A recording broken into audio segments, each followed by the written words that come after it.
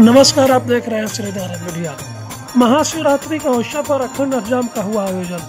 सिवान के प्रसिद्ध नेत्र सर्जन डॉक्टर शरद चौधरी ने अपने पैतृक घर गोपालगंज जिले के हथुआ प्रखंड के घोसिया स्थित शिव मंदिर में महाशिवरात्रि के अवसर पर प्रत्येक वर्ष की भांति इस वर्ष भी अखंड अष्टजाम का आयोजन कराया। इस मौके पर सिवान गोपालगंज जिले के दर्जनों चिकित्सक, सामाजिक कार्यकर्ता, बुद्धिजीवी शामिल हुए। आइए देखते हैं यह खबर।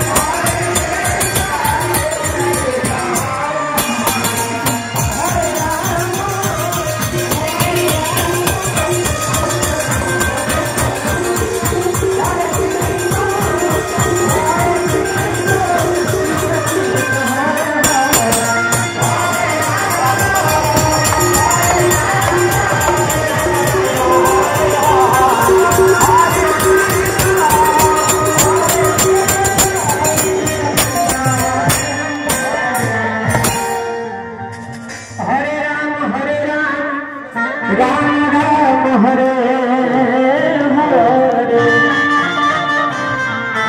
हरे कृष्ण हरे हरे राम राम हरे हरे, हरे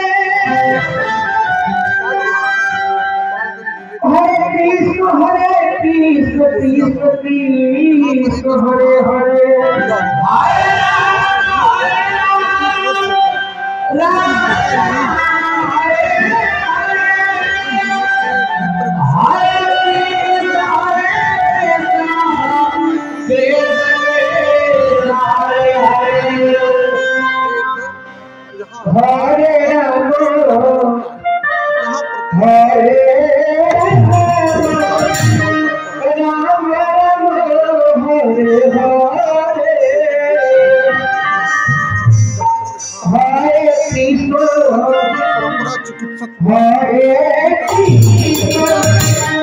कृष्ण कृष्ण हरे